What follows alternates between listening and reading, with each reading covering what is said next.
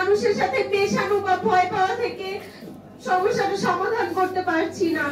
অধিকার থেকে কাউন্সিলিং এবং সাইকোসোশ্যাল ট্রেনিং এর মাধ্যমে আমাদেরকে অনেক সহযোগিতা দেওয়া হয়েছে। আসলে এই গুম পরিবারগুলো যে কি ট্রমা, সেটা আমাদের বাংলাদেশে অসংখ্য মানবাধিকার সংস্থা থাকা সত্ত্বেও কেউ গুম পরিবারের পাশে এসে দাঁড়ায়নি। কিন্তু অধিকার থেকে আমাদের যে কাউন্সিলিং এবং সাইকোসোশ্যাল প্রোগ্রামগুলো করা হয়েছে, সেগুলোর মাধ্যমে আমার ভাই কিছুটা হলেও মানুষের সাথে মিশতে শিখেছে।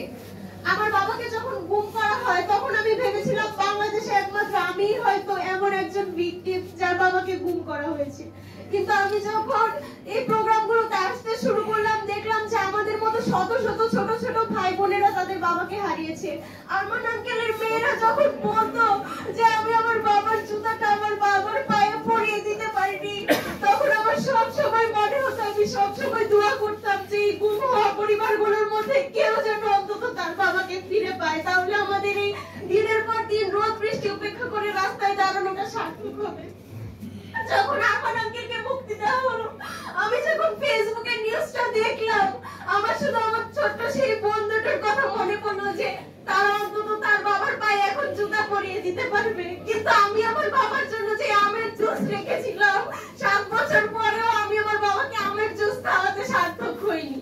আমার মা সেই আমের জুস 4 মাস ফ্রিজে রেখে দিয়েছিল যে আমার বাবা ফিরে আসবে। আমাদের ফ্রিজে পচা দুর্গন্ধ ছড়াচ্ছিল, আমার খালামণিরা সেই জুসটা বের করতে পারছিল না।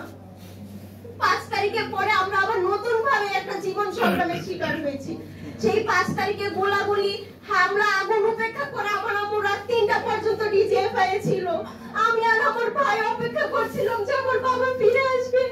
আম্মু যখন একা আসলো, আমার ভাই কান্না শুরু করে দিল। আমার ভাই আগে প্রত্যেকটা মুহূর্ত আমাদেরকে প্রশ্ন করতো যে বাবা কবে ফিরে আসবে, বাবা আছে কিনা। কিন্তু 5 তারিখের পরে আমাদের মধ্য থেকে এই আশাটা নিঃশেষ হয়ে গিয়েছে। আমরা এতদিন বুকে একটা আশা নিয়ে বেঁচেছিলাম যে আমরা আমাদের বাবাকে এই ফ্যাসিস্ট রিজিমের পতনের পরে ফিরে পাবো। জুলাই আন্দোলন যখন আমি অংশগ্রহণ করলাম, আমার আম্মু বারবার বললো যে আমাদের এমনি সমস্যা, তুমি এগুলোতে যাও না।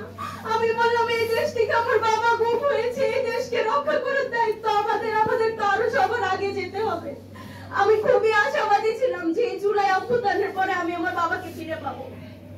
ডিজিএফআই যে 3 দিন আমি দাঁড়িয়েছিলাম, প্রত্যেকটা মুহূর্ত আমি অনুভব করতে পারছিলাম আমার বাবাকে ওই জায়গাতে রাখা হয়েছিল। আমার বাবার পাশে বসলে আমি যেরকম অনুভব করতাম, ডিজিএফআই এর অফিসে 3 দিন সারাক্ষণ দাঁড়িয়ে থাকার পর আমার মনে হচ্ছিল আমার বাবাকে এখন আমি ফেরত পাবো। কিন্তু আজ 10 মাস পেরিয়ে গেলেও আমরা এটাই জানতে পারিনি যে আমার বাবা জীবিত নাকি মৃত।